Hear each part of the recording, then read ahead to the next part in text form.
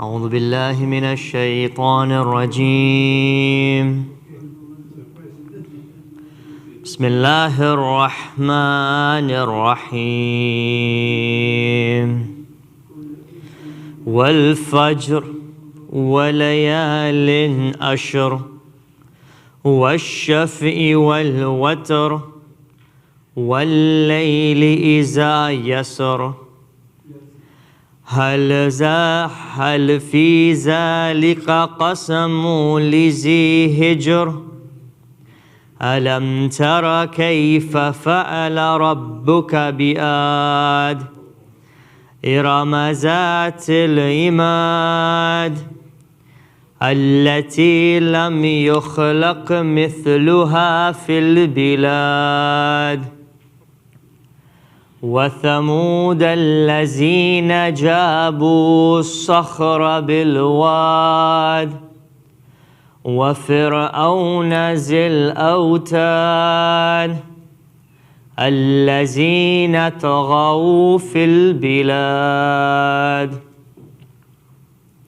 فأكثروا فيها الفساد فصب عليهم ربك سوط عذاب إن ربك لبالمرصاد فأما الإنسان إذا ما ابتلاه ربه فأكرمه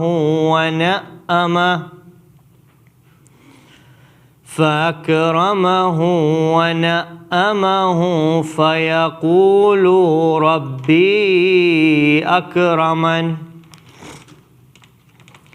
وأما إذا ما ابتلاه فقدر عليه رزقه فيقول ربي أهانن كلا بل لا تكرمون اليتيم ولا تحاضون على طعام المسكين وتأكلون التراث أكلا لما وتحبون المال حبا جما كلا إذا دكت الأرض دكا دكا وجاء ربك والملك صفا صفا وجيء يومئذ بجهنم يومئذ يتذكر الإنسان وأنى له الذكرى يقول يا ليتني قدمت لحياتي فيومئذ لا يعذب عذابه أحد ولا يؤثق وثاقه أحد يا أيتها النفس المطمئنة ارجعي إلى ربك راضية مرضية فادخلي في عبادي وادخلي جنتي. بسم الله الرحمن الرحيم. والشمس وضحاها والقمر إذا تلاها والنهار إذا جلاها والليل إذا يغشاها والسماء وما بناها والأرض وما طحاها ونفس وما سواها فألهمها فجورها وتقواها قد أفلح من زكاها وقد خاب من دساها كذبت ثمود بتغواها إذ انبعث أشقاها فقال لهم رسول الله ناقة الله وسقياها فكذبوه فأقروها فدمدم عليهم ربهم بذنبهم فسواها ولا يخاف عقباها صدق الله العلي العظيم.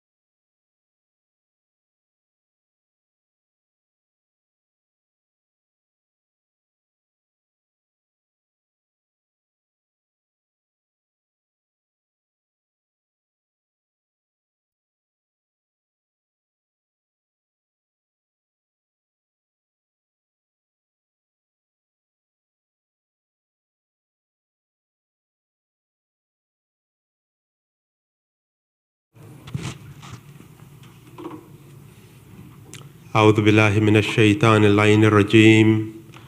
بسم الله الرحمن الرحيم. إن الله وملائكته يصلون على النبي يا أيها الذين آمنوا صلوا عليه وسلموا تسليما.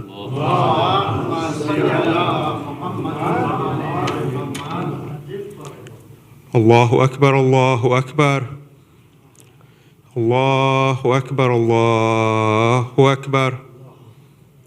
أشهد أن لا إله إلا الله. أشهد أن لا إله إلا الله. أشهد أن محمدًا رسول الله. أشهد أن محمدًا رسول الله. أشهد أن عليًا ولي الله. أشهد أن عليًا حجة الله. حي على الصلاة. حي على الصلاة. حي على الفلاح. حي على الفلاح. حي على خير العمل. حي على خير العمل. الله أكبر الله أكبر. لا إله إلا الله. لا إله إلا الله. اللهم صل على محمد وآل محمد وعجل فرجه.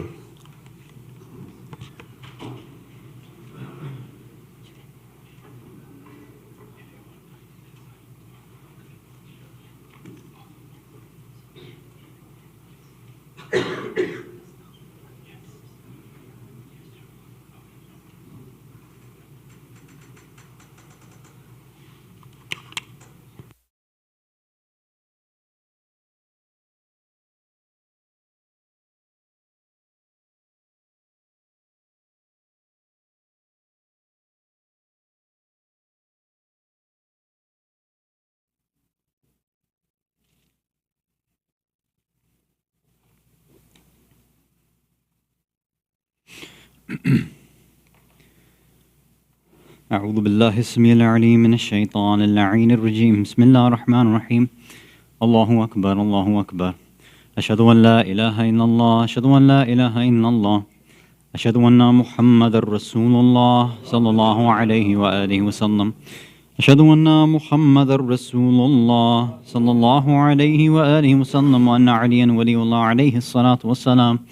حي على الصلاة حي على الصلاة حي على الفلاح حي على الفلاح. حي على خير عمل حي على خير عمل. قد قامت الصلاة قد قامت الصلاة. الله أكبر الله أكبر. لا إله إلا الله. استغفر الله من كل ذنب. الله أكبر. أعوذ بالله من الشيطان الرجيم. بسم الله الرحمن الرحيم. الحمد لله رب العالمين الرحمن الرحيم مالك يوم الدين. إياك نعبد وإياك نستعين. اهدنا الصراط المستقيم صراط الذين أنعمت عليهم غير المغضوب عليهم ولا الضالين. بسم الله الرحمن الرحيم. إنا أعطيناك الكوثر فصل لربك وانحر إن شانئك هو الأبتر. الله أكبر. سبحان ربي العظيم وبحمده. اللهم صل على محمد وآل محمد. سبحان الله سبحان الله سبحان الله. سمع له لمن حمده. الله أكبر. سبحان ربي الأعلى وبحمده. اللهم صل على محمد وآل محمد. الله أكبر. أستغفر الله ربي وأتوب إليه. الله أكبر. سبحان ربي الأعلى وبحمده. اللهم صل على محمد وآل محمد. الله أكبر. بحول الله وقوته أقوم وأقعد. بسم الله الرحمن الرحيم. الحمد لله رب العالمين الرحمن الرحيم مالك يوم الدين إياك نعبد وإياك نستعين اهدنا الصراط المستقيم صراط الذين أنعمت عليهم غير المغضوب عليهم ولا الضالين. بسم الله الرحمن الرحيم. قل هو الله أحد الله الصمد لم يلد ولم يولد ولم يكن له كفوا أحد. كذلك الله ربنا الله أكبر. اللهم صل على محمد وآل محمد وعجل فرجهم.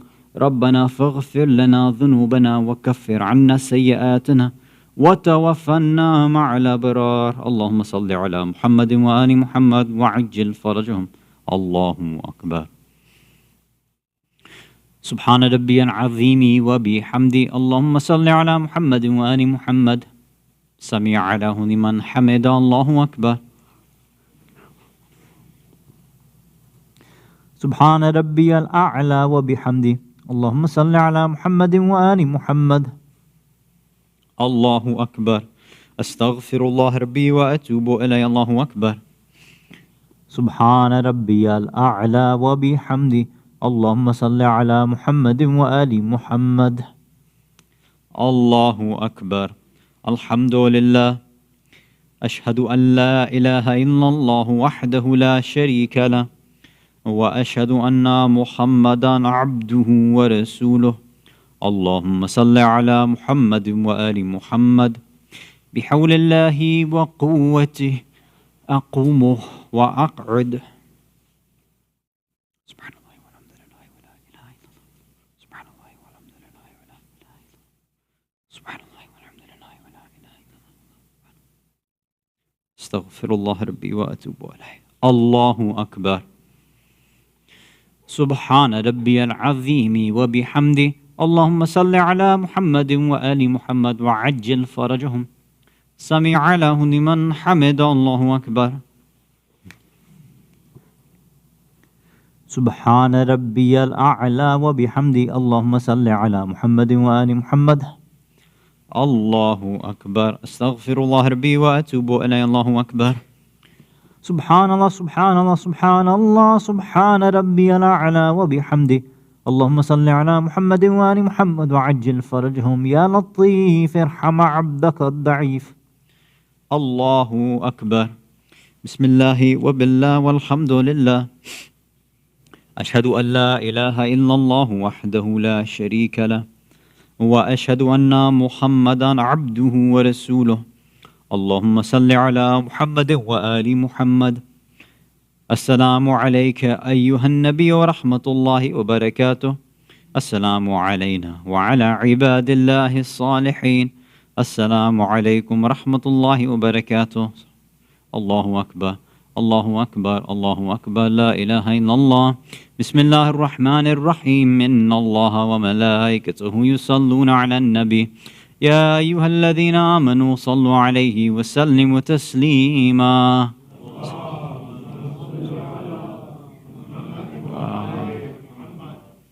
اللهم صل على محمد وآل محمد.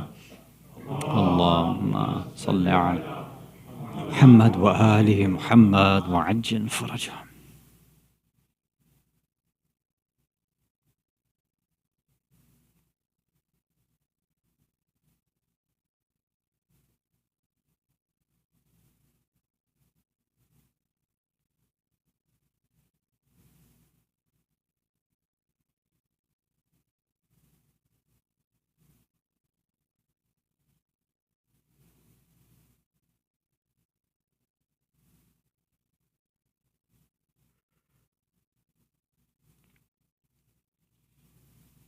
لا إله إلا الله.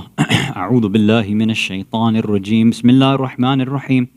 أستغفر الله الذي لا إله إلا هو الحي القيوم ذو الجلال والإكرام وأتوب إليه. أستغفر الله الذي لا إله إلا هو الحي القيوم ذو الجلال والإكرام وأتوب إليه. أستغفر الله الذي لا إله إلا هو الحي القيوم ذو الجلال والإكرام وأتوب إليه. اللهم صل على محمد.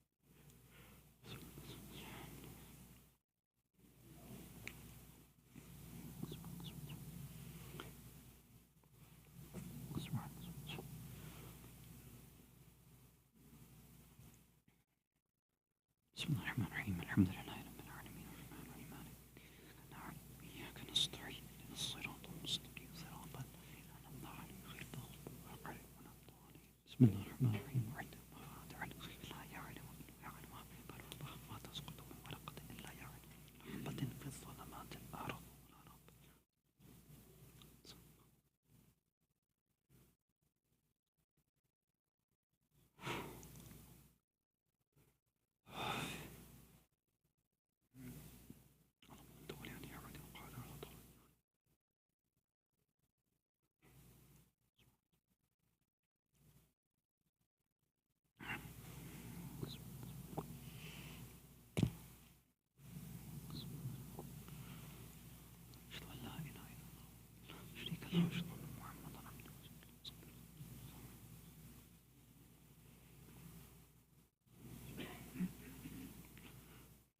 الله أكبر. بسم الله الرحمن الرحيم. الحمد لله رب العالمين الرحمن الرحيم مالك يوم الدين إياك نعبد وإياك نستعين اهدنا الصراط المستقيم غير المغضوب عليهم ولا الضالين. بسم الله الرحمن الرحيم. قل يا أيها الكافرون لا أعبد ما تعبد وأنت معبد ما أعبد ولا أنا أعبد ما أعبد.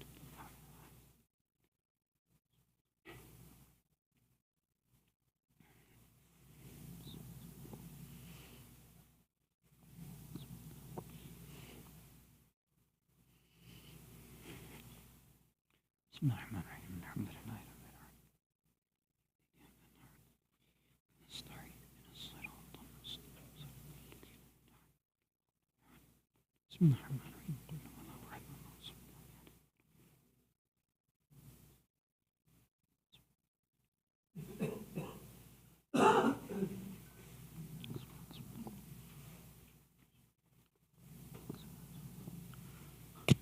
أشهد أن لا إله إلا الله أشهد أن محمدا عبده ورسوله.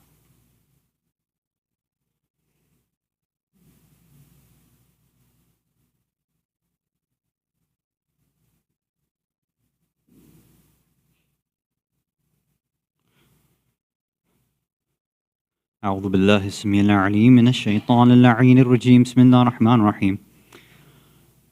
الله أكبر الله أكبر. أشهد أن لا إله إلا الله أشهد أن لا إله إلا الله أشهد أن محمدا رسول الله صلى الله عليه وآله وسلم. أشهد أن محمدا رسول الله صلى الله عليه وآله وسلم وأن عليا حجة الله عليه الصلاة والسلام. حي على الصلاة حي على الصلاة حي على الفلاح حي على الفلاح حي على خير عمل حي على خير عمل. قد قامت الصلاة قد قامت الصلاة. الله أكبر الله أكبر. لا إله إلا الله. الله أكبر. أعوذ بالله من الشيطان الرجيم. بسم الله الرحمن الرحيم. الحمد لله رب العالمين الرحمن الرحيم مالك يوم الدين. إياك نعبد وإياك نستعين اهدنا الصراط المستقيم صراط الذين أنعمت عليهم غير المغضوب عليهم ولا الضالين. بسم الله الرحمن الرحيم. والعصر إن الإنسان لفي خسر إلا الذين آمنوا وعملوا الصالحات وتواصوا بالحق وتواصوا بالصبر. الله أكبر.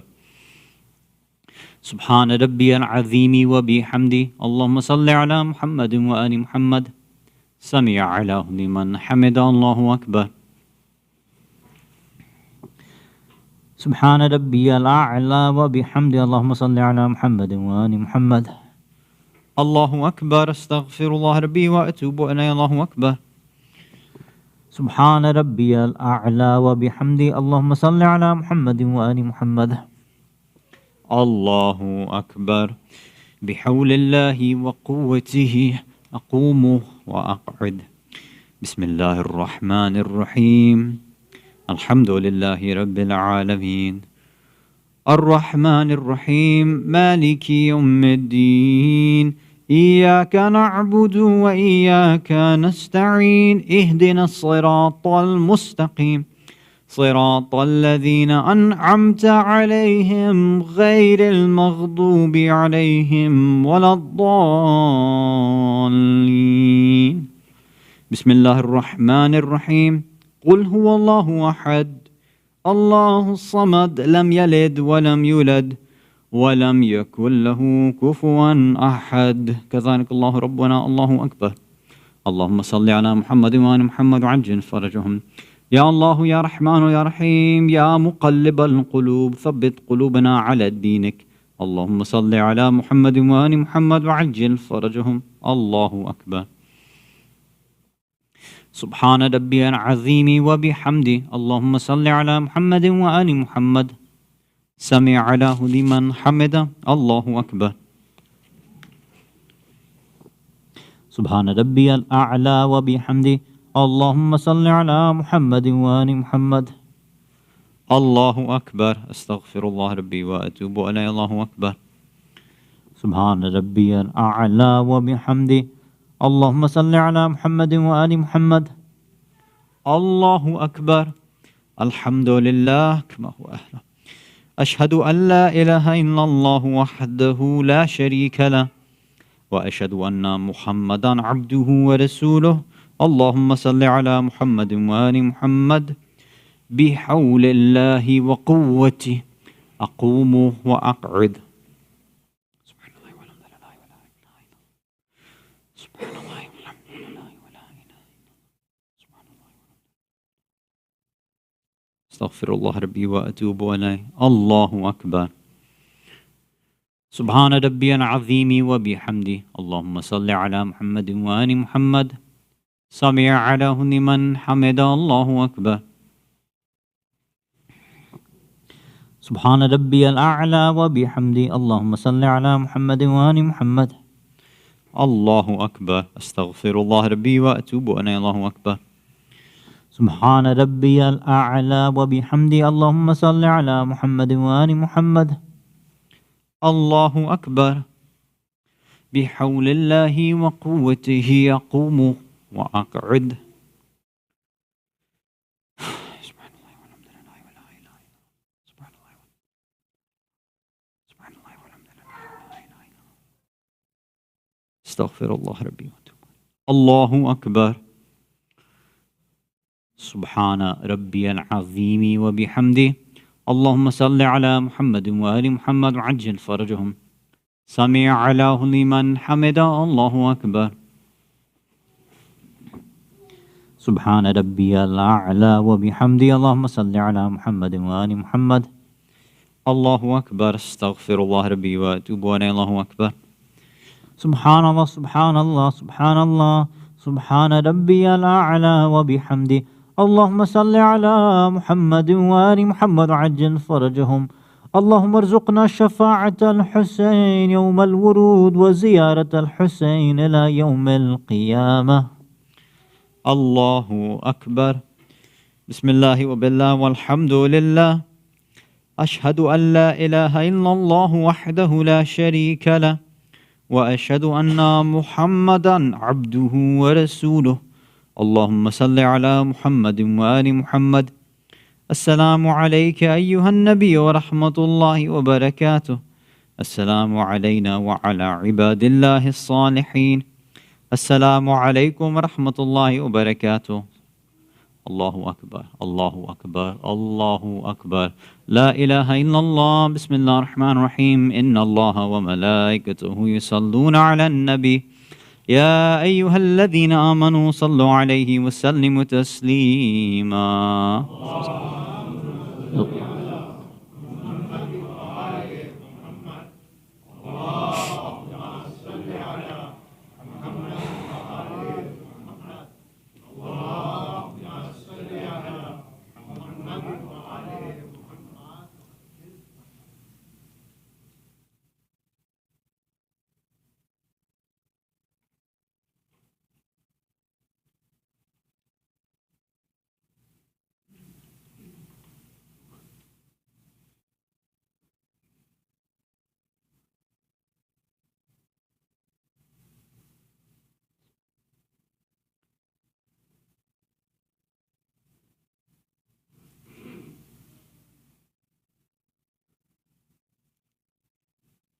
لا إله إلا الله. أعوذ بالله من الشيطان الرجيم. بسم الله الرحمن الرحيم. أستغفر الله الذي لا إله إلا هو الحي القيوم ذو الجلال والإكرام وأتوب إليه. أستغفر الله الذي لا إله إلا هو الحي القيوم ذو الجلال والإكرام وأتوب إليه. أستغفر الله الذي لا إله إلا هو الحي القيوم ذو الجلال والإكرام وأتوب إليه. اللهم صل.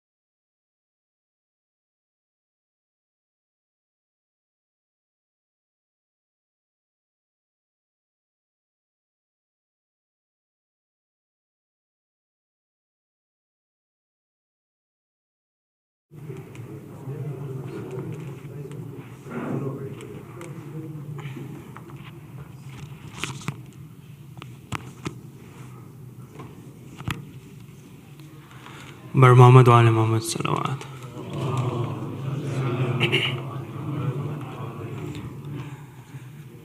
मकतल में गिर रहा है,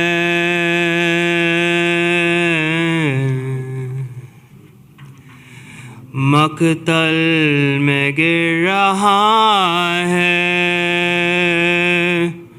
संभालो हुसैन को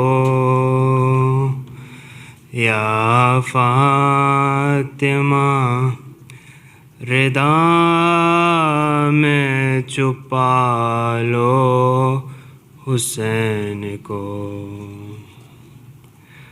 یا فاطمہ ردا میں چھپا لو حسین کو، پیوست ہے غریب کے پہلو میں برچھیاں، تم کو بھی اٹھنے دیتی نہیں ٹوٹ پسلیاں، لے کر علی کا نام، لے کر علی کا نام اٹھا لو حسین کو، یا فاطمہ ردا میں چھپا لو حسین کو، دیوار و در کے بیچ جو ارمان رہ گئے، رکھی ہوئی تھی دل میں جو محسن کے واسطے، وہ لوریاں بھی آج،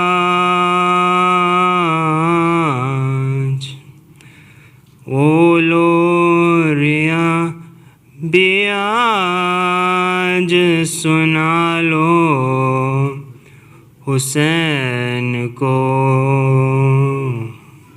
یا فاطمہ ردا میں چھپا لو حسین کو،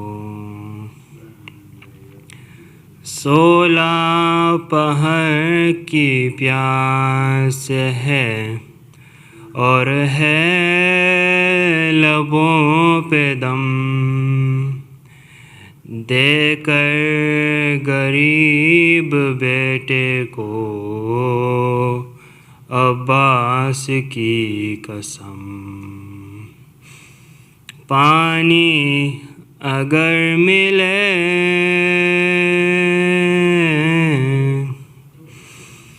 پانی اگر ملے تو پلا لو حسین کو، یا فاطمہ ردا میں چھپا لو حسین کو،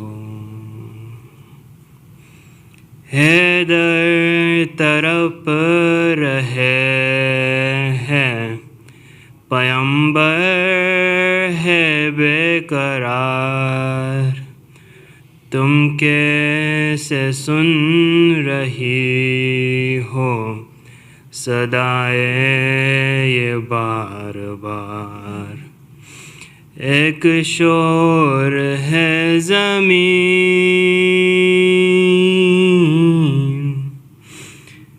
ایک شور ہے زمین پر، گرا لو حسین کو، یا فاطمہ ردا میں چھپا لو حسین کو، یا فاطمہ ردا میں چھپا لو حسین کو، محمد وعلی محمد صلی اللہ علیہ وسلم۔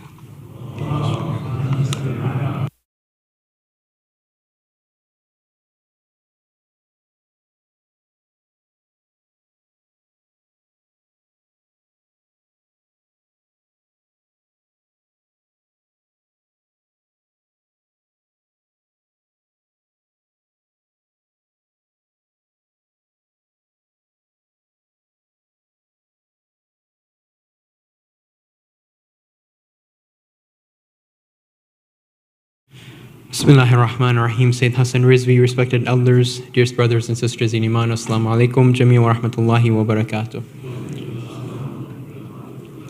Surah Fatiha is requested for all marhumin listed on the screen, as well as all other marhumin. Surah Mubarak al-Fatiha.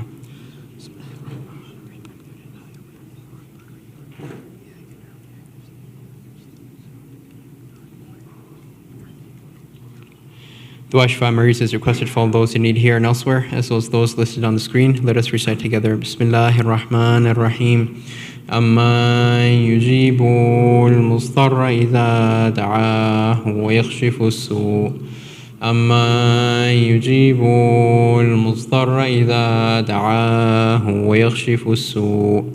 Amma yujibu al-mustarra idha da'ahu wa yakhshifu as-su'. أَمَّن يُجِيبُ الْمُضْطَرَّ إِذَا دَعَاهُ وَيَكْشِفُ السُّوءَ أَمَّن يُجِيبُ الْمُضْطَرَّ إِذَا دَعَاهُ وَيَكْشِفُ السُّوءَ. Ya Allah. Let us now invite Sayyid Hasan Rizvi to please come forward for tonight's Majlis. Bar Muhammad wa al Muhammad Salaat.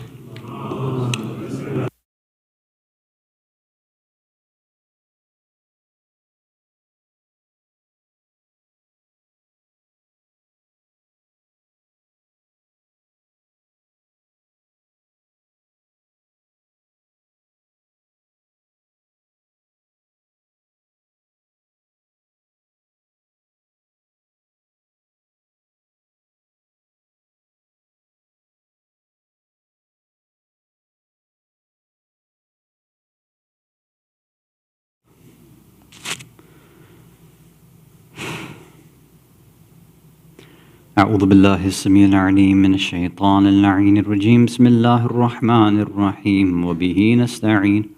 لا حول ولا قوة إلا بالله العلي العظيم. والحمد لله رب العالمين. والصلاة والسلام على أشرف الأنبياء والمرسلين بالقاسم المصطفى محمد.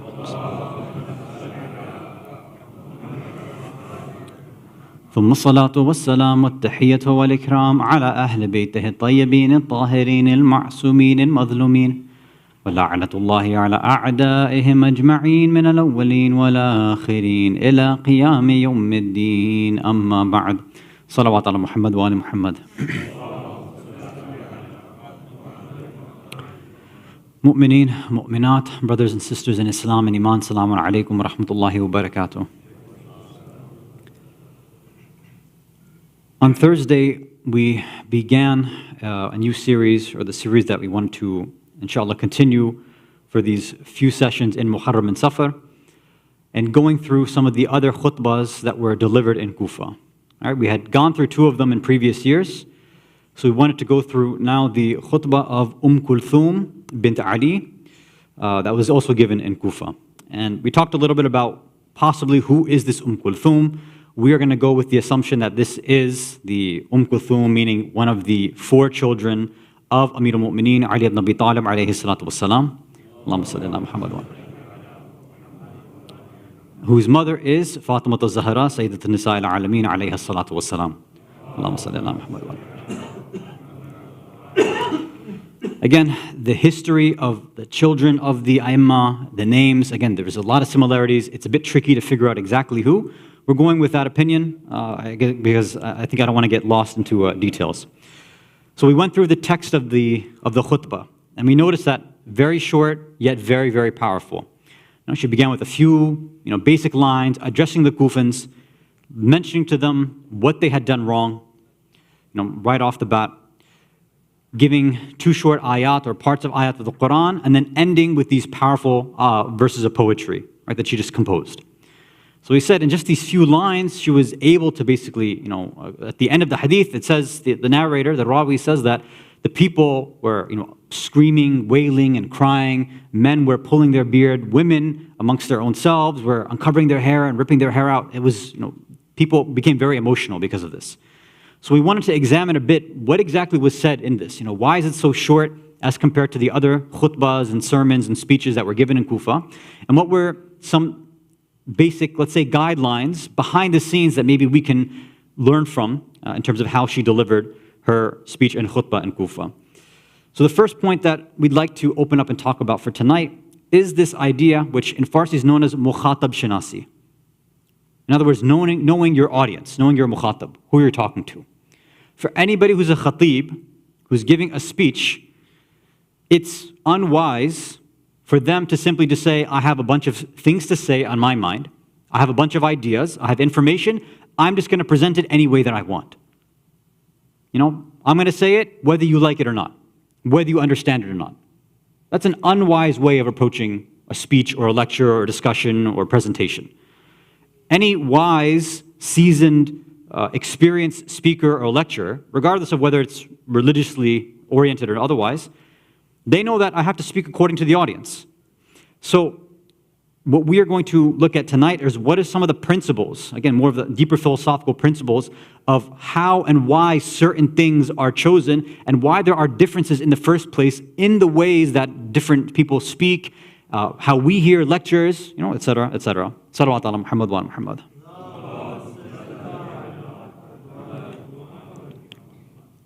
I want to go back to a word that we talked about a few months back. We talked about this word tabligh. Right? It's one of these words in Arabic that we've become familiar with, right? It's part of our sort of Islamic vernacular.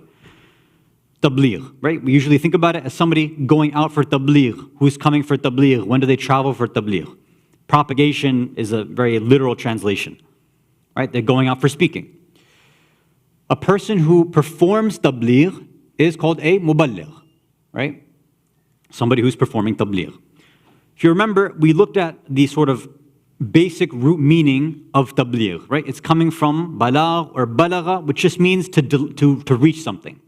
Balagha just means to reach. And that's why we were talking about this in terms of being baligh, right? Because baligh is the same root letters. Baligh means somebody has reached a certain physical, emotional, intellectual, or spiritual level, right? That's what baligh means. And especially for us in the Shar'i legal context, somebody who's baligh or baligha has reached usually a certain age or certain characteristics have presented themselves. So now they have a wazifa and responsibility on their shoulders, right? And now they're responsible between them and Allah. So they've reached something. So that's what balagha means. When you change the form and go to this word tabligh, then it doesn't just mean to reach. There's another party involved. They see that there's something that needs to reach a destination, so they act as an intermediary. So that person performing tabligh, this muballigh, is helping one thing reach another area or another person, another idea. In other words, the job of a muballigh and tabligh is what? It's delivery. And specifically in this context, when we talk about speeches and lectures, that's why sometimes we say they delivered a lecture. Because what's the speaker trying to do? The speaker is trying to take these ideas that's sitting in their mind and deliver it to the minds and hearts of everybody that's listening, right? That's the idea. So that's what tabligh in the deeper sort of meaning is. It's a delivery from what's sitting inside that speaker's mind and trying their best to deliver that same exact idea to those who are sitting there and listening. That's what a muballigh is. It's a delivery person, right? But instead of something tangible and physical, it happens to be something intellectual, sometimes something emotional, sometimes something spiritual, right? Okay.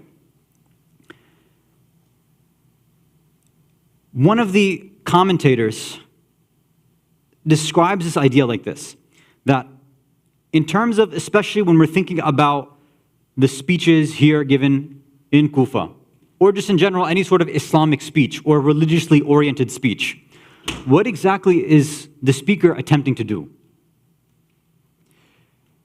They bring this deeper concept that they call tabalwur or tajassum. They say, look, there's an idea that's in my mind. There's a possibility it's also your mind, and it might be in different levels and gradations. I might know something, and you may also have that information too. We might be on the same page, but maybe the degrees of our knowledge and the level of our practice of that idea might be a little different. So sometimes that changes the style of how the speaker is going to address a certain topic or deliver that idea. So this idea of tabalwur or tajassum is that idea that sometimes is sitting in somebody's mind, it's taken a certain form, but maybe it hasn't sit and settled down in their mind or heart yet. So tabalwur literally means crystallize. And I think this is a very nice sort of metaphor and analogy. That sometimes that idea that's sitting in our heart or mind, it hasn't fully formed. It hasn't crystallized yet. Or tajassum, especially it's used in context of aqidah, is that literally it takes a jism. It embodies. You and I have a lot of ideas in our mind, right? And they're at different levels. Sometimes those ideas, they're fully crystallized and formed. You ask somebody about, do you believe in only one creator, one Allah? Yes. No doubt, no discussion there at all. You can't bring any argument that's going to convince me of no God or polytheism. It's not going to happen. That idea, full with Islam and Iman, fully sitting in my mind and my heart, yaqeen, itminan, all those levels, is that, ashhadu an la ilaha illallah wa ashhadu anna Muhammadur Rasulullah sallallahu alayhi wa alihi wa sallam. Allahumma salli ala Muhammad. So the basic structure of that might be sitting in us, and that's good. But when we get down to some of those details, that's when maybe it starts to weaken a little bit. There might be some cracks there. Or maybe it's, again, like the shaping of, let's say, clay that hasn't fully hardened yet. Or again, using the words of this specific author, it hasn't crystallized yet. It hasn't hardened yet. So the idea here is that a speaker now needs to figure out what level, what daraja, what maqam, this idea that I'm trying to get across, in the listeners in the audience before me, what level of this idea is sitting in their minds and hearts? Has it fully strengthened? Is it fully formed? Is it fully crystallized? Can it be strengthened even more? Is it, let's say, crumbling and cracking at the foundations? It needs to be strengthened a little bit, but there's something there. Or is it completely non-existent? Right? So based on all these different levels and different approaches and elements and factors, this is going to change the nature of how a speaker is going to address a crowd. So let's take these preliminaries and let's go on to the next point. If you can recite, ay salawat ala Muhammad wa ala Muhammad.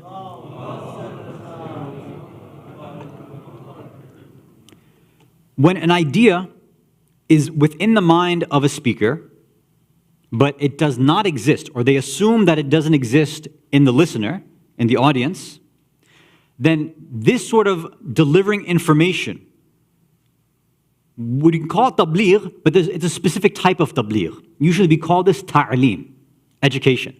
Because it's something that, some principle, some fiqh ruling that maybe people didn't know. So if a speaker mentions that, and now you're saying, I had a gap there. I had jahl, I had ignorance there. I didn't know it. It was non-existent in my mind and my heart. Now that it's been mentioned, it's reached my mind, and I've settled it down to my heart, and now I know that information as well. So the job there for that speaker was ta'aleem, is to educate. You don't know this, now I'm teaching you. Right? I'm giving you this information that you didn't have before. Ta'aleem, ta'allum, education, learning, right? That's one.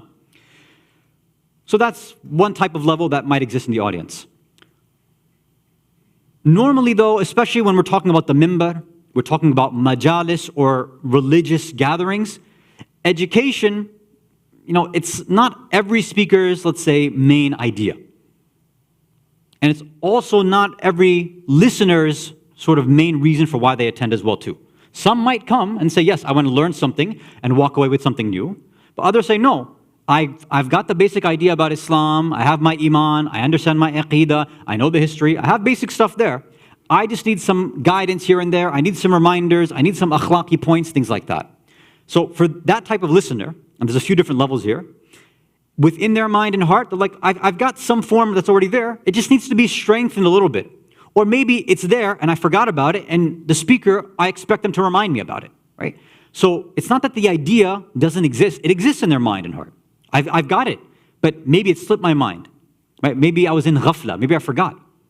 Or maybe I got it, but it wasn't as strong as it could have been. And maybe because of how, let's say, weak the idea was inside of me, in my mind and heart, maybe that's what kept me from going forward and actually practicing too. That happens to a lot of us, right? So, that first sort of level is where they've got the knowledge, and they have practice behind it too. Right? I've got the Islam, I've got the Iman, I know my ahkam, I know my sharia, I know everything, generally speaking. I mean, there's always room to grow, but I know the basic stuff. And even maybe beyond that. And I read, and I watch extra lectures, and I go to workshops. I try to do all this stuff. But I know that, obviously, I can never know everything. I have to be humble, know that there's somewhere more to go. So there's a gap, or more of a strengthening or crystallization of that idea that I can have in my mind, and I'm expecting a speaker to come and take care of that for me. I'm expecting that muballigh to come and do that for me. So, for example, many of us might know and practice the basic rules for salah and namaz, right? You know, I don't think anybody has to come and tell us that salah and namaz is wajib 5 times a day. You'd be like, well, we know that. It's like, okay, well, do you know that these are the rukn, right? Arkan and the ghair rukn? Like, we got that in Sunday school. Like, you have to recite 2 surahs. Like, we know all this stuff. But some of the stuff maybe I don't know is, okay, I know that I'm reciting this takbir, and I'm moving my hands like this. I have to go down like this in ruku. I know all of that stuff. I know the form. But the inner meanings of it, maybe I don't know that. I will practice. Even if I don't know the meaning of things, if I don't know the inner asrar and secrets, I'll still do it, and I am doing it. But I know that I can get more of that hudur al-qalb, that presence of heart, if I go beyond. If I figure out the meanings, what is the whole point of putting hands like this? Why are, the arms supposed to be like this? Why are the positions of men and women different in certain types of, areas of salah? Like, why is it like that? And sometimes that why question is not let's say a negative type of questioning, but it's from a place of growth. I want to learn more. There's got to be some secret. I know that Allah has put it somewhere. I just haven't learned it yet. It would be great if a muballigh could deliver that information to me and help me grow. So that's for general public, right? That's what sometimes we require, and that's what we want. But even beyond that, if you look at some of the anbiya, the vast majority, a lot of them were at stages where, of course, it's not like they had any doubts. They didn't have what we would call gaps in their basic aqidah and knowledge and ahkam and things like that. But they realized that, no, there's room for my iman to grow a little bit more. So, an example, right? In Surah Baqarah, Surah 2, Ayah 260, Nabi Ibrahim, alayhi salam, when he's speaking about this story about the birds, right? This famous story about the birds. Right in the beginning, Bismillah ar-Rahman ar-Rahim. وَإِذْ قَالَ إِبْرَاهِيمُ رَبِّ أَرَنِي كَيْفَ تُحْيِي الْمَوْتَى. So, he's telling my Rabb, like, show me. I know, obviously, he knows Allah gives life. He causes everything to die. He's like, can you show me exactly how this, giving life thing works? Like, I want to know. So Allah responds, right? قَالَ أَوَلَمْ تُؤْمِنْ? Like, but don't you have iman though? Don't you believe? Obviously, this is not, Allah obviously knows this, but this is a lesson for us, right? قَالَ بَلَا. Like, obviously, of course I know. I have iman. وَلَكِنْ لَيَطْمَئِنَّ قَلْبِي. No, I want itminan in my qalb. I want a level higher than just that basic iman. I have some aqidah there. I obviously know that this is one of your sifat, that you give life and death, you take the souls. I know all of these things. But if I can see something physical out there, tangible in the world, that will increase my itminan. And that's what a lot of us look for too. And this goes to the second level in terms of us, in terms of our knowledge and practice. Salawat ala Muhammad wa ala Muhammad.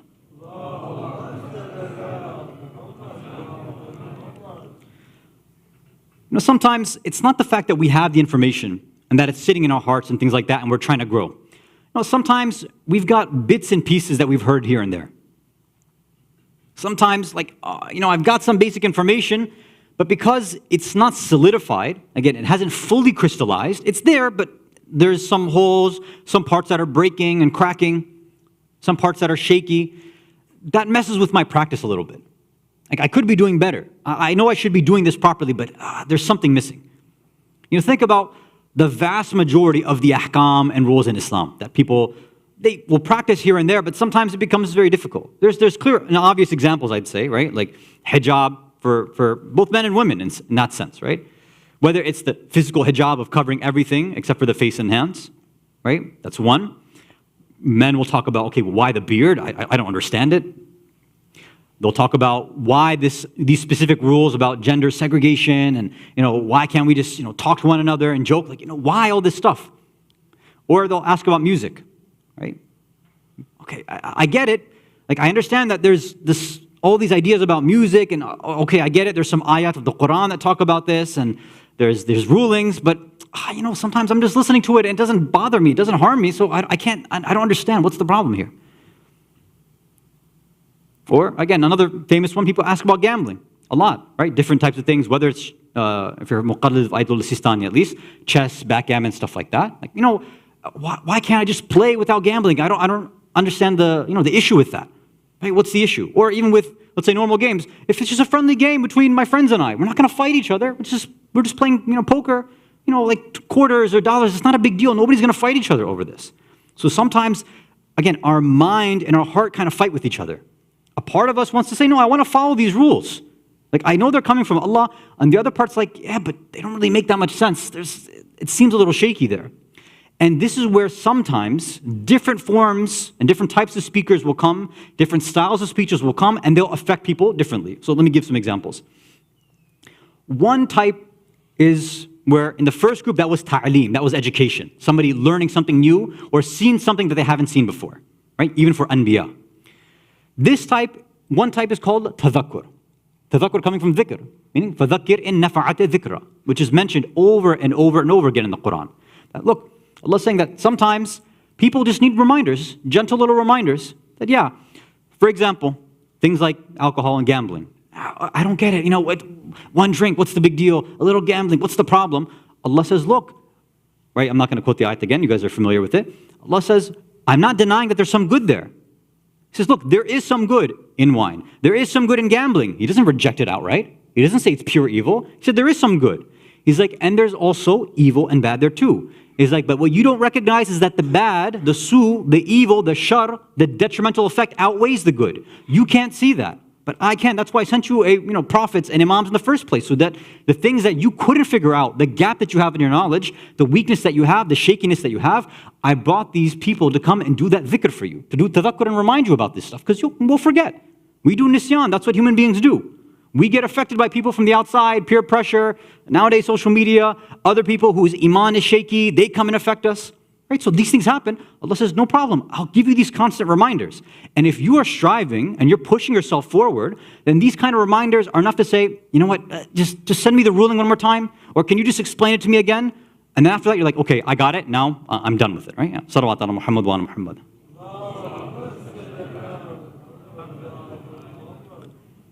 Sometimes it's not simply about the reminder, it's not tadhakkur that's needed. Sometimes it's targheeb or tarweej, which is a sort of encouragement.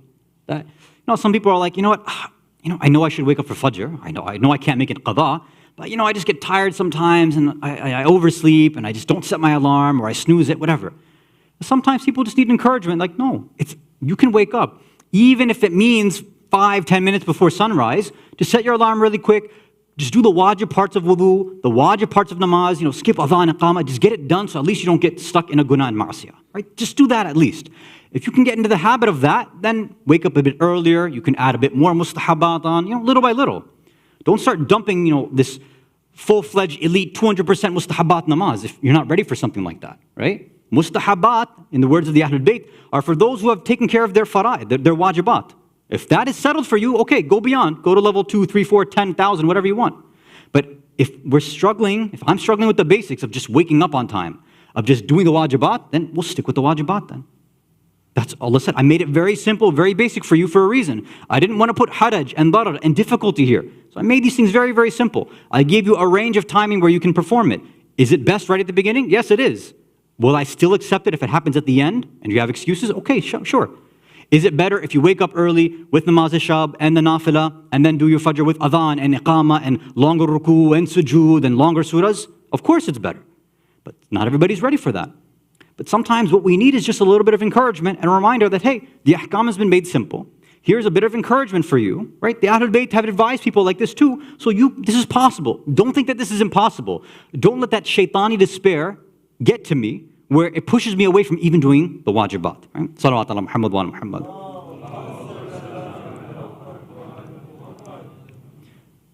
So now these two stages, or these two levels of having information in our minds and kind of strengthening that crystallization. Right, let's take it back to our topic. We're talking about Kulthum now addressing the people of Kufa. Do you think that they were at either of these stages, or they're at this great stage of iman and ilm, and they just needed a little boost and a reminder, or they're trying to gain? No. Was it this idea that they just wanted a nice little gentle encouragement that, hey, maybe don't kill the imam? No. This is why when you get down to the final stage, this final stage is when people are at their lowest. When they've been given information, they should have been practicing, but they either don't practice what they say or what they believe and what they preach, or worse, they do something that leads to dhulm and oppression. They do something completely incorrect. They turn into munafiqeen and hypocrites. And this is why the style that Kulthum and everybody else in Kufa and in Sham is using as well is not it's not kind speech. They're not there to give gentle reminders and encouragement. Like, oh, Kufans, you guys just made a little mistake here. So no. Kulthum starts off like, Ya Ahl Kufa. No, shame on you. You killed the Imam. No, what's the matter with you? This sort of idea is known as tawbih. The style that usually you and I, sometimes we don't like it, but sometimes it's what's needed. Tawbih, meaning being scolded, literally being lectured, being told off. So look, when you're in the wrong and you're deep down into it, some gentle reminder is probably not going to work for you. And we have to, again, keep in mind the history, which obviously Kulthum and the rest have, that look, if this was your first time offense, okay, fine, maybe we could have written it off. But in the back of Kulthum's mind, she's like, you've done this. You did this to Imam Hussein, my brother, directly right now. You did this to my brother, Hasan. You did this to our father, Imam Ali. You Kufans have this track record. You say one thing and then you disobey. You say one thing and then you go behind our backs. This is the track record that you set up. So why would a speaker, knowing this, come and say, let me give you gentle reminders, let me speak to you with love and compassion? No. When you see a constant negative trend, when a speaker sees this, this is why sometimes they have to pull out a little bit of that negativity and that harshness. Because to say, look, sometimes people have to be woken up from what they say in Farsi is the khab ghaflat. People are asleep. You're asleep. I've got to shake you. You have to wake up. This gentle reminder stuff's not working for you. It's not going to help you out. And in fact, it might even make you worse. Sometimes what the ulama say is when people are given that sort of love, the love and kindness, compassion, when they've been constantly on a trend of takabbur and pride and arrogance, you're not doing them any favors. You're making them worse off. Because they'll be thinking, yeah, I'm fine, right? This person's speaking to me kindly, that must mean I'm doing something right. Whereas the Ahlul Bayt were the other way around. Yes, if people were of the mindset, they had general ideas and they were making minor mistakes, the Ahlul Bayt were gentle, they were kind and compassionate.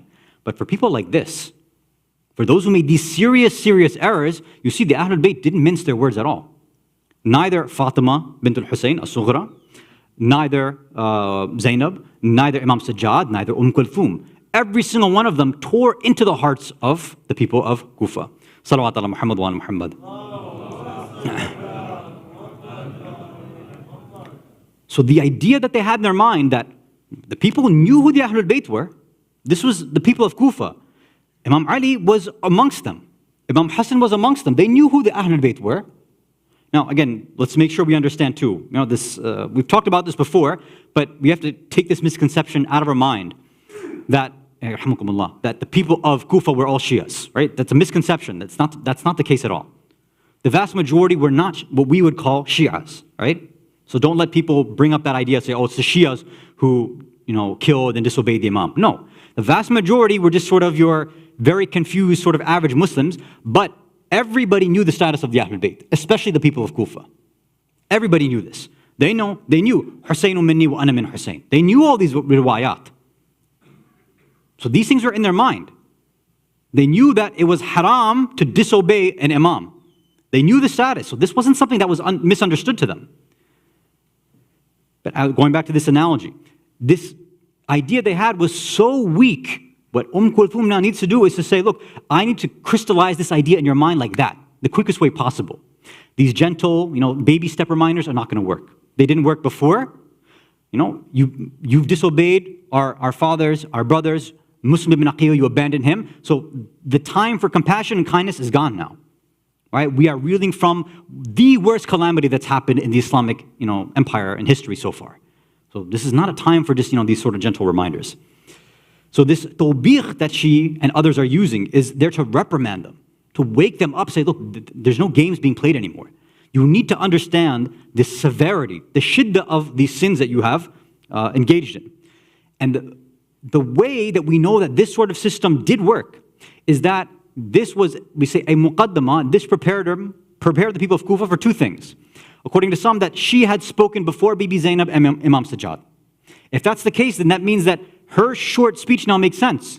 She was there to, in a sense, rile up emotions so that they would pay much more attention to Bibi Zainab and Imam Sajjad then. Right? So let me just kind of wake you up, put you in that emotional state so that now when the two ones who are the ones who can give you that proper kalam, you'll listen to them, hopefully. Now your minds and hearts better be open. So that's one. And the second is that, look, the Ahlul Bayt are not short-term thinkers. They're not medium-term thinkers. They're long-term thinkers. They play the long game. They said, look, maybe you won't start a revolution overnight, but somewhere down the line, this guilt, this shame that you should now have in your heart, this is going to lead to something. This will and must turn into amal. This idea of the Ahlul Bayt being the only ones who are the awliya on this earth, who need to be followed, who need to have the control of the Islamic empire in their hands and protected and loved and all of this, you need to act upon it. You need to go and start these uprisings. And you see that in Kufa, that's where many of these uprisings do take place.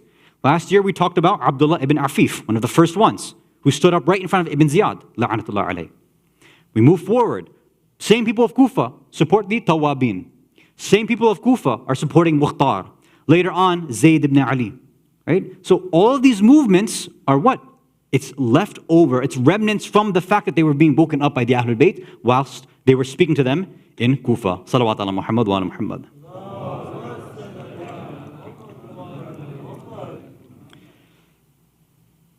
This now, for us to kind of look at the way we understand this and how we are subject to a lot of different types of speeches, different types and styles of speakers who approach it from a lot of different ways. We have many who come and yes, they are very harsh in their style. They'll say, what is wrong with us or what is wrong with you? And they will take a much more negative, discouraging approach, so to speak, right? Very reprimanding, right? Scolding the communities about what they're doing, criticizing people. You have others who come with, again, a bit more just reminders. But they're assuming that, no, you, the audience, you should know. We all know what's going on. I'm just giving you some gentle reminders here. I'm just trying to encourage you to behavior that you and I we can all improve. And there are some now who, especially in recent times, who have said, look, there's a lot about Islam that maybe we just don't know. These secrets, the deeper meanings of some of these things, whether it's historical, in terms of our theology, philosophy, ahkam, whatever it is. So they're going to come and say, no, the mimbar needs to be turned into a place of ta'aleem and ta'allum. Like, we'll have to educate you. So there's not going to be any reminders. Don't expect fada'il or history, or it's not going to be Khaybar and Khandaq and all this other stuff. No, we have to teach you the things that we should have known from the beginning, but we don't. So we're going to increase that knowledge, the knowledge base. So we have speakers now all throughout the Western world, even the Eastern world too, that are approaching the mimbar and the way they approach the communities in all these different ways. Now, what does that mean for us? Well, we're sitting there as the listeners, right? We're sitting there thinking, and what happens to us? We're there in what they call in psychology with self-image bias, right? They talk about a lot of different biases in psychology. One of them is self-image bias, which is that the way that I understand things, the things that I like, that I adore, that I'm attracted to, that encourage me, that I want more of, my assumption, or rather, I almost have yaqeen in the fact that everybody's just like me. Everybody's just a carbon copy of me. So I might like a lot of education. I want to hear more information. I want philosophy and irfan and Sufism from the mimbar. I want these deeper concepts. I want to hear 5-syllable words that I can't even pronounce to be said on the mimbar. I want to be blown away like that. Maybe that's how you are, but there's somebody sitting right next to you who's like, I don't know, what's going on over here? What is all this stuff? Like, is this a lecture hall? Or is this the Majlis of Ahlul Bayt? Like, what the heck is going on? It seems strange. And there are other people who say, no, I want the encouragement. I want the advisement. I want the akhlaqi points. Things like that. Or fada'il of Ahlul Bayt. This is what I want. And again, you might have somebody sitting next to them like, I don't even believe that God exists. I don't want to hear any of this stuff, right? Like, I don't trust these stories. They're talking about ilm al-ghayb and all this. I don't believe in that. I don't believe in tawassul. I don't believe in istighatha and shafa'a. Like, why do they talk about all this? They're exaggerating the qualities of the Ahlul Bayt. So now that group, right, again, in the same hall, I'm sure we have many different personality types just like that. And then you have some others who are just sitting there on their phones like, I don't even want to be here in the first place, right? I don't want to deal with any of this. I'm here just because I have to be here. Which is still, alhamdulillah, inshallah you'll get your reward for it, just for being here. But some are just like, I have so many other issues going on in my life that this sort of stuff that's talked about, that's not for me. Now, it's very, very difficult for most people to be so self-aware that they know what level they're at. Everybody thinks that they are at this kind of like, whatever, super PhD educational level that, yeah, I want all the deep stuff. Like, what everybody means by deep stuff might be a little different, right? Not everybody has the same idea in mind. And this is where the difficulty of a speaker comes into play too. And this is where the fadila and the beauty of the words of Kulthum now come into play here, where she is now manifesting these prophetic qualities. She's manifesting the qualities of the Ahlul Bayt, who were ordered to speak to people according to what? Their uqul. Right? The famous hadith from Rasulullah sallallahu alayhi wa alihi wa sallam. Inna ma'asharat al-anbiya qad umirna an nukallim lil-nas ala qadri uqulihim. That we, us, the prophets, all of us together, we have been ordered and commanded to speak to the people ala qadri uqulihim. Now, some people, again, they want to translate uqul as intellects. I'm not a fan of that translation, as most of you know. It's different levels of awareness, of consciousness, different ways of connection. Now, the job of a speaker on a minbar, on a podium, whatever it is, it's a very difficult thing, especially when we have different demographics sitting here, different age levels, people with different backgrounds. Some of you will go home and read. Some of you will listen to other lectures online. You've got 5, 10 speakers. I know people who sit there in the month of Muharram and Safar. They have like a list of 5 10 speakers that they're going through almost every single night. They've got like 5, 10 different ushers that they're going through. They use these opportunities to increase their knowledge, increase their spirituality. Alhamdulillah, it's a wonderful thing. May Allah give us all that sort of tawfiq, right? It's a very difficult thing. Some people are spending their time in a valuable way like that. Well, some of us are spending time finishing series on Netflix, right? It's unfortunate. I mean, there's differences in the way that we spend our time. So now, if you have somebody who's devoted their day, even if it's just in Muharram and Safar, to gaining more, hearing different perspectives, like that's great. But there's going to be somebody sitting next to you and me who only comes to their local center, they don't listen to anything online, and they just want to, they're going to expect that whatever they need is going to be delivered from this minbar. And you have to be practical. That's going to be very difficult to accomplish. And that's why, if you remember the town hall meeting we had, there's a variety of different opinions that are out there that people say, I want this. No, I don't like this. I want that. I don't want this. I don't want that. Well, that's of course that's going to happen. Most of us are not going to be on the same page. And it's, alhamdulillah, it's a good thing that we have such a vibrant community. We have so many different ways and approaches of going about this.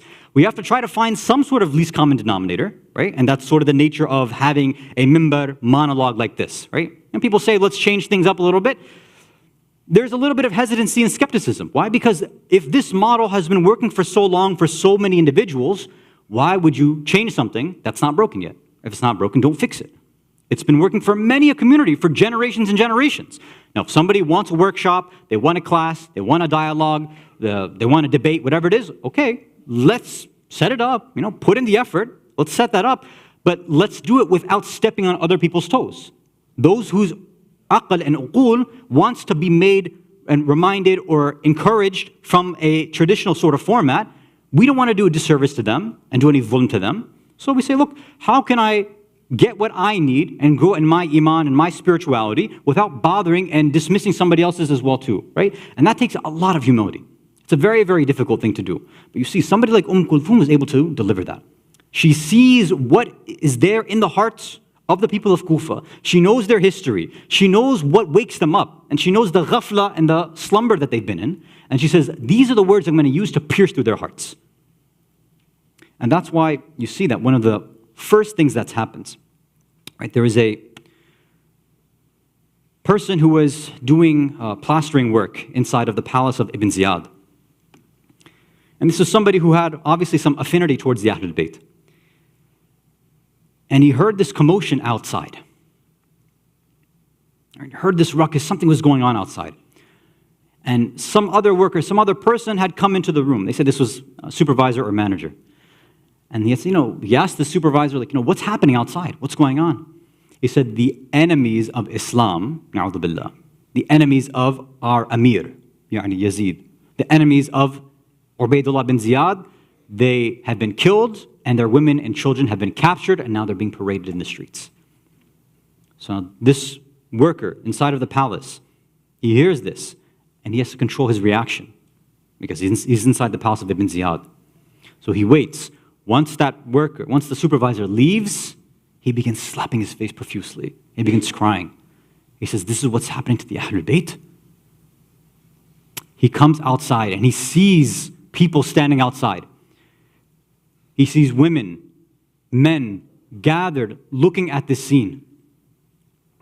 screaming, wailing, crying. And he's thinking to himself, this is what we've allowed to happen to the family of Muhammad, to the children of Ali and Fatima? Like, this is what we've done to them?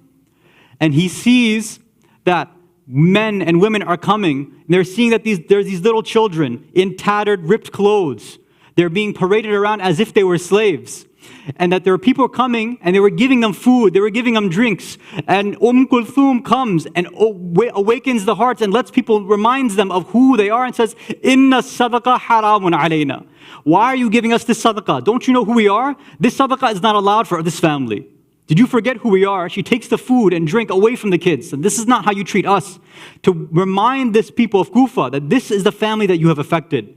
Don't think that we are the average Muslim. We are not the average family. This is the family. This is Ali Muhammad. This is the haram of Rasulullah. This is what you have done to us. And we remember that the only way to deliver information is not just in speeches and it's not just in khutbahs. One of the most powerful ways, the ways for those who have purified their souls, those who are very special to Allah, they get delivered information in their dreams.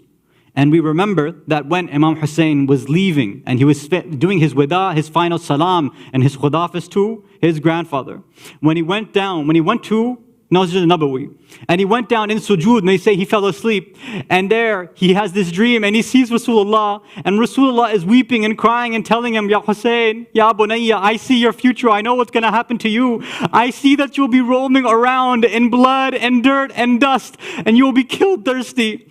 And we see the future then changes. Now, just after Ashura, you see Salama, who was also there in Medina, she has a dream that night too. She also sees somebody covered in blood. She sees somebody covered in dust, but it's not Hussein. She sees Rasulullah covered in blood and dust and dirt, and she says, Ya Rasulullah, what happened to you? Why are you dressed like this? Why are you covered in dust and dirt? What's happening? He says, I've just come from Karbala. I had to bury my grandson Hussein.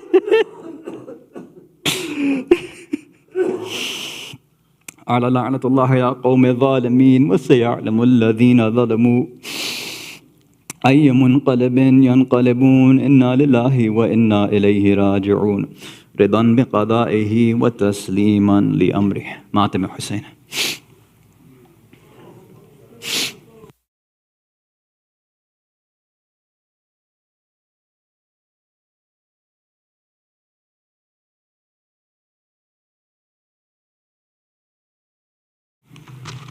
Ya Hussein, Ya Hussein, Ya Hussein, Ya Hussein, Ya Hussein, Ya Hussein, Ya Hussein, Ya Hussein, Ya Hussein, Ya Hussein, Ya Hussein, Ya Hussein, Ya Hussein, Ya Hussein, Ya Hussein. Ya Hussein, Ya Hussein. हश्र में रंग लाएगा खूने शहीदा देखना, हश्र में रंग लाएगा खूने शहीदा देखना, हश्र में रंग लाएगा खूने शहीदा देखना। आएगी जब फातिमा, आएगी जब फातिमा हाल परेशान देखना, हश्र में रंग लाएगा खूने शहीदा देखना, हश्र में रंग लाएगा खूने शहीदा देखना। रूबरू बाबा के जब खातून जन्नत आएगी, खाली झोली सरवरे कौनैन को दिखलाएगी, फिर यकी कहलाएगा, फिर यकी कहलाएगा महशर का मैदान देखना, हश्र में रंग लाएगा खूने शहीदा देखना, हश्र में रंग लाएगा खूने शहीदा देखना। रख दिया बरची ने अकबर کا کلیجہ چیر کے، رخ بدل ڈالے ہیں امت نے تیری تصویر کے۔ مالک کوثر ذرا، مالک کوثر ذرا، امت کے احشا دیکھنا، حشر میں رنگ لائے گا خون شہیدہ دیکھنا، حشر میں رنگ لائے گا خون شہیدہ دیکھنا۔ اصغر معصوم کے لب پر سوال آب ہے، بوند پانی کے لیے وہ کس قدر بیتاب ہے۔ نہر سے پانی نہیں، نہر سے پانی نہیں، دیتے مسلمان دیکھنا، حشر میں رنگ لائے گا خون شہیدہ دیکھنا، حشر میں رنگ لائے گا خون شہیدہ دیکھنا۔ زینب و کلثوم سے کہتا تھا شمر بد گوہر، شام میں جاؤ گی ننگے سر پھرو گی در بدر، کربلا کے بعد اب، کربلا کے بعد اب تاریخ زندہ دیکھنا، حشر میں رنگ لائے گا خون شہیدہ دیکھنا، حشر میں رنگ لائے گا خون شہیدہ دیکھنا۔ رکھ دیا برچی نے اکبر کا کلیجہ چیر کے، رخ بدل ڈالے ہیں امت نے تیری تصویر کے۔ مالک کوثر ذرا، مالک کوثر ذرا، امت کے احشا دیکھنا، حشر میں رنگ لائے گا خون شہیدہ دیکھنا، حشر میں رنگ لائے گا خون شہیدہ دیکھنا۔ محمد وعلی محمد صلوات۔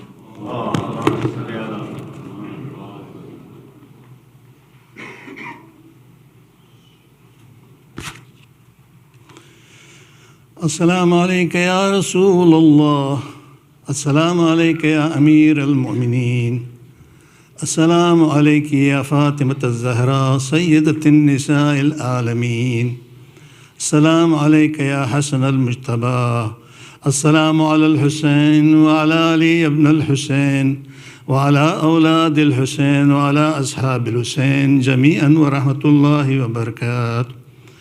السلام علیکم یا ائمۃ المسلمین علی ابن الحسین و محمد ابن علی و جعفر ابن محمد و موسیٰ ابن جعفر و علی ابن موسیٰ و محمد ابن علی و علی ابن محمد والحسن ابن علی جمیعا ورحمۃ اللہ وبرکاتہ۔